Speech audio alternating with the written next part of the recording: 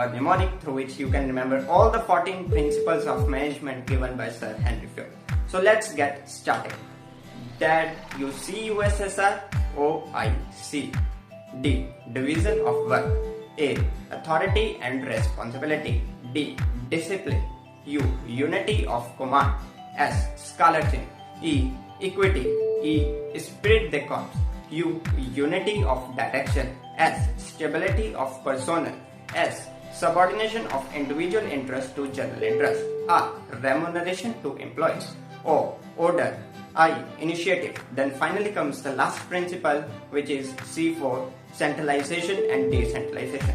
Hopefully it will help you to learn all those 14 principles of management. If you find this video helpful, do share it with your fellow friends and subscribe to the channel and stay tuned with us for more such videos. Till then, keep learning and keep growing, and we'll catch you up in the next one.